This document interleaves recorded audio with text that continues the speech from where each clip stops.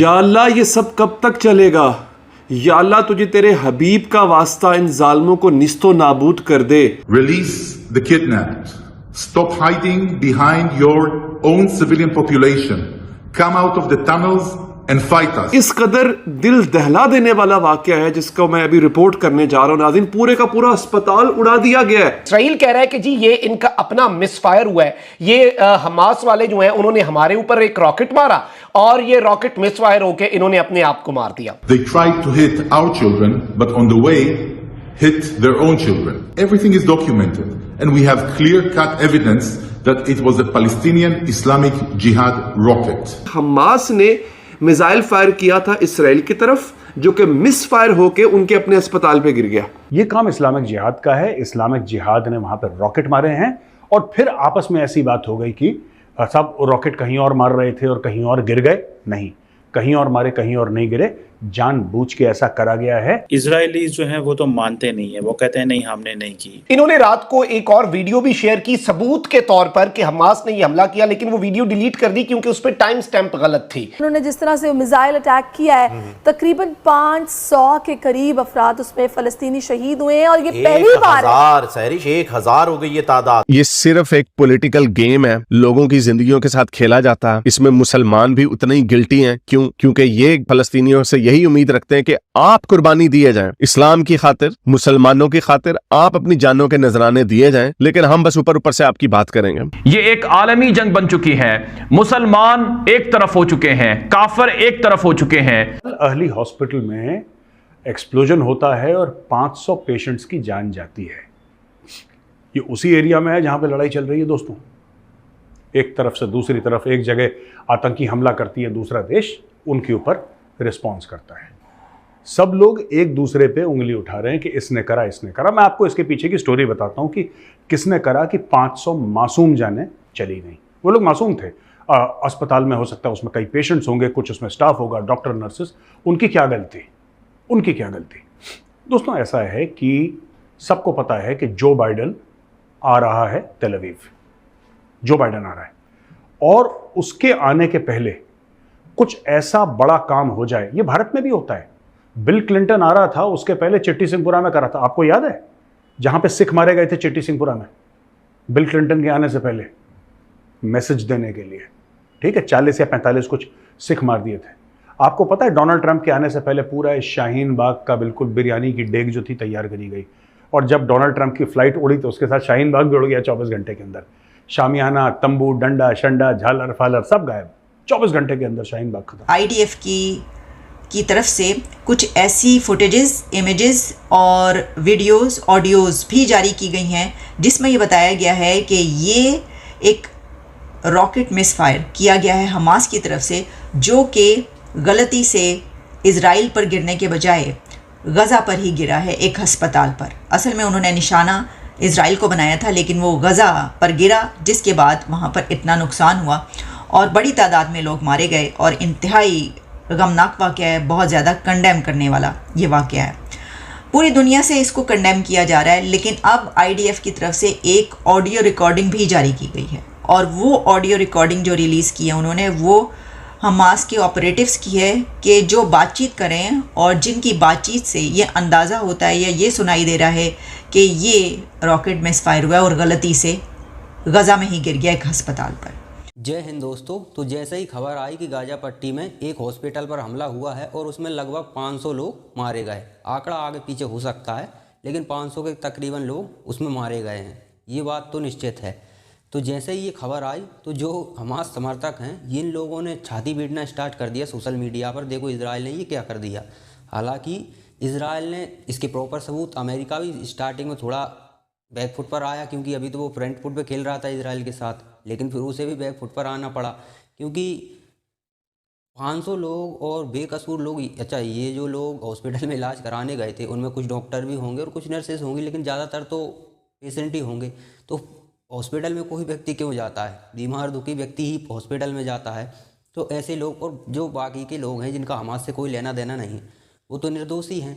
और ये तो वॉर क्राइम में आ जाता है। तो अमेरिका थोड़ा बैक फुट पर आया और रात को हमला हुआ और सुबह जो बाइडन इजराइल आने वाले थे। तो अब अमेरिका को थोड़ा, क्योंकि दुनिया को जवाब देना पड़ता है, वॉर क्राइम के मामले में आता है ये। क्योंकि ऐसा नहीं है कि अब अरब देश हैं जो कि थोड़ा उनका रवैया हमास के साथ खुलकर ना हो, लेकिन फिर भी हमास के साथ ही हैं थोड़ा बहुत उनका समर्थन, क्योंकि राजनीतिक तौर पर उनके लिए वो सूट भी करता है। तो इसमें अमेरिका को भी जवाब देना पड़ जाता।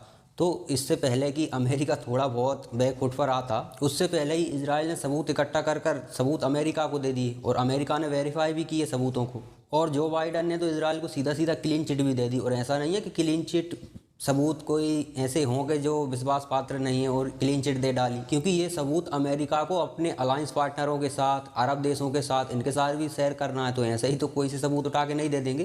तो उन्हें वेरीफाई जब अमेरिका ने किया तो इसके बाद ही जो बाइडन ने इजराइल को क्लीन चिट दी। यानी कि ये जो हमला हुआ है वो हमला इजराइल की तरफ से नहीं हुआ है, बल्कि ये अदर साइड से ही हुआ है। इसे के बारे में कहा जा रहा है कि हमास की तरह ही एक और छोटा सा संगठन है, उसने ये हमला किया है।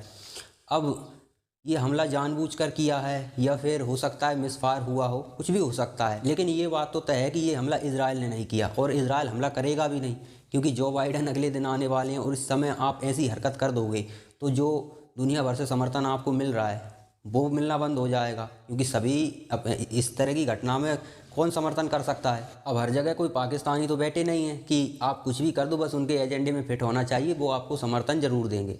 तो ऐसा नहीं हो सकता। इंडिया हो, अमेरिका हो, यदि इस तरह का वॉर क्राइम इजराइल करता है तो यहाँ से समर्थन नहीं मिलेगा, क्योंकि इन देशों के फिलिस्तीन के आम नागरिकों के लिए और जो गाजा पट्टी में आम नागरिक हैं उनके लिए स्टेटमेंट है इनके बाकायदा, जिनका हमास से कोई लेना देना नहीं है। ये तो सिर्फ हमास के खिलाफ खड़े हैं और उसी के खिलाफ समर्थन कर रहे हैं इजराइल का। तो ऐसा नहीं है कि ये लोग भी, अगर आप इजराइल ऐसी हरकत करता है तो इनके इजराइल का समर्थन ही करेंगे। यहाँ पर थोड़ा इजराइल के लिए गच्चा लग सकता था यदि ये इजराइल ऐसी हरकत करता, तो वैसे इजराइल ऐसी हरकत नहीं करेगा, क्योंकि ये लोग कहीं से काट कर पाइप नालों में से काट कर रॉकेट तो बना नहीं रहे हैं। इनके पास तो स्पेशल टेक्नोलॉजी के वेपन हैं जो यहाँ जो टारगेट होता है वहीं जाकर गिरता है। और इजराइल ने ये बात कही है कि यदि हम अस्पताल को निशाना बनाते, पहली बात तो हम पहले ही वार्न कर देते हैं कि यहाँ पर हम हमला करने वाले हैं। दूसरी बात, यदि हम हमला करते तो पूरा अस्पताल ही उड़ जाता, अस्पताल के ऊपर जाकर हमारा बॉम्ब गिराते या मिसाइल गिराते, जो भी गिराते, तो वो अस्पताल के ऊपर गिरता। और यहाँ पर बिल्कुल वीडियो एविडेंस में साफ है कि जो आसपास का जो ग्राउंड था अस्पताल के, वहाँ पर जाकर गिरा है रॉकेट या मिसाइल जो भी होगा, और उससे आग लगी है जिस कारण लोगों की मौत हुई है। तो ये बात तो है कि इजराइल ने हमला नहीं किया है, और वो इस ऐसे समय पर तो कर ही नहीं सकता जब जो बाइडन अगले दिन ही आने वाले हैं। अमेरिका भी बैक फुट पर आ जाएगा, इजराइल भी बैक फुट पर आ जाएगा, और हम लोगों को निशाना वो क्यों बनाएगा? ये काम तो हमास का है। इजराइल में घुसकर इन लोगों ने क्या किया है? आम लोगों को ही निशाना बनाया है ना। ये छोटे छोटे बच्चे, महिलाएं, ये कोई सोल्जर तो थे नहीं जिनसे ये लोग लड़े हों। जो दिखा सामने उसी को इन्होंने मारा है। तो ये काम यही करते हैं। और हो सकता है या तो देखो मिसफायर हुआ है, ये लोग इजराइल पर रॉकेट दाग रहे होंगे, उस समय हो सकता है कोई मिसफायर होकर गिर गया, और मिसफायर होकर गिरता तो हॉस्पिटल पर ही क्यों गिरता, और कहीं भी गिर सकता था ना। या हो सकता है इन्होंने सोचा कि जो बाइडन आ रहे हैं तो इजराइल के पास अपर हैंड है इस समय, ज़्यादातर पावरफुल देश तो इजराइल के साथ ही खड़े हैं, तो क्यों ना कुछ ऐसा किया जाए कि इजराइल बैक फुट पर आ जाए। और हमारा जो विक्टिम कार्ड अभी चल नहीं रहा है, क्योंकि इन्होंने बर्बरता बहुत तगड़ी वाली कर दी। इस तरह की बर्बरता करने के बाद तो विक्टिम कार्ड चलेगा नहीं, तो हमें कोई अच्छा सा विक्टिम का कार्ड मिल जाए। इसलिए हो सकता है इन लोगों ने खुद ही जानबूझकर ये हमला कर दिया हो, या फिर हो सकता है कि मिसफायर हुआ हो। दोनों में से एक ही कारण हो सकता है, क्योंकि इजराइल ने तो प्रॉपर सबूत रखे हैं, और उन्हें देखने के बाद जो बीच का व्यक्ति होगा, थोड़ी बहुत बुद्धि होगी, वो तो उन्हें नकार नहीं सकता।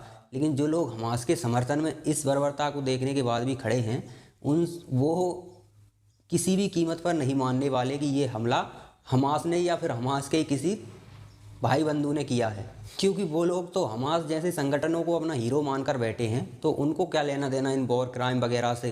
क्योंकि जो इजराइल में घुसकर इन्होंने किया, जब उसे ये लोग समर्थन कर सकते हैं, तो वो लोग कैसे मानेंगे कि ये हमला इजराइल ने नहीं किया? ये हमला तो इजराइल ने ही किया है। उन्हें तो आप कुछ भी सबूत उनके सामने जाके रख दी। जिस आदमी ने आंखें बंद कर ली हों और कहे कि प्रकाश कहाँ है, मुझे तो दिखाई नहीं दे रहा, तो आप उसका क्या कर सकते हैं? तो जो लोग हमास जैसे संगठन का समर्थन कर रहे हैं, उनके लिए सबूत मबूत कोई मायने ही नहीं रखता, पाकिस्तान की तरह।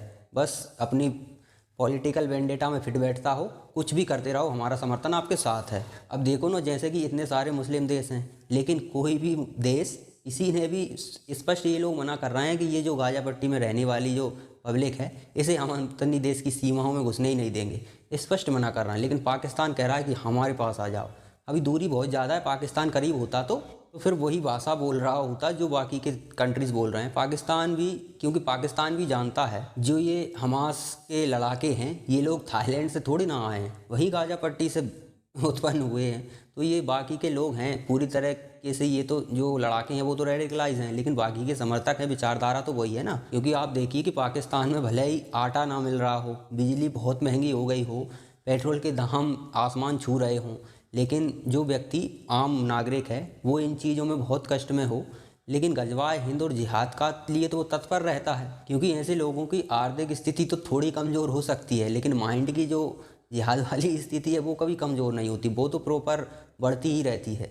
तो यहाँ पर पाकिस्तान कह रहा है कि हम लेने के लिए सभी लोगों को तैयार हैं जो गाजा पट्टी में लोग रह रहे हैं। ये तैयार इसलिए हैं, ये काफ़ी दूर हैं, बाकी के जो बॉर्डर लगे हुए हैं गाजा पट्टी से बाकी के मुस्लिम देशों के, उन्होंने तो साफ मना कर दिया कि हम किसी को घुसने नहीं देंगे। और वैसे भी ये लोग यदि गाजा पट्टी के लोगों को अपने देश में शरण देते हैं तो फिर इजराइल के लिए रास्ता साफ है, वहाँ पर फिर से हमास पनप ही नहीं सकता। तो इनका एक तरह से ये नुकसान हो गया इजराइल पर दबाव डालने का। और दूसरा, इन लोगों को अपने यहाँ रखना थोड़ा इनके लिए खतरनाक है, ये लोग जानते हैं ये बातों को।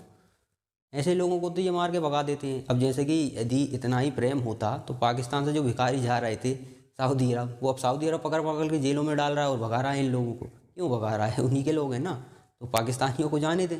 तो ऐसा नहीं है, ये सिर्फ राजनीतिक फ़ायदा देखते हैं, जहाँ से इन्हें राजनीतिक फ़ायदा दिखता है वहाँ सऊदी अरबिया और ईरान एक साथ खड़े हो जाते हैं, वरना इनकी आपस में राइवलरी चलती रहती है। तो यहाँ जो थोड़ा सा दिमाग लगाएगा उसे स्पष्ट दिख जाएगा सबूतों को देखते हुए कि इजराइल का इसमें कोई हाथ नहीं है। यहाँ पर दो ही चांस हो सकते हैं, या तो रॉकेट गलती से फायर हो गया, या फिर विक्टिम कार्ड खेलने के लिए इन्होंने इस तरह की गंदी हरकत की है। क्योंकि 500 लोग जो कि जिनका लड़ाई से कोई लेना देना ही नहीं है, वो यदि वॉर में इस तरह से मारे जाएं तो ये बहुत बुरी बात है। और ये सोचने वाली बात है कि यदि इन लोगों का रॉकेट फायर हुआ है तब तो ठीक है, यदि इन्होंने जानबूझकर किया है तो अब सोचिए कि इजराइल तो दूर की बात है, ये अपने फ़ायदे के लिए अपने लोगों को तक नहीं छोड़ते, तो किस तरह का माइंडसेट होगा इन लोगों का।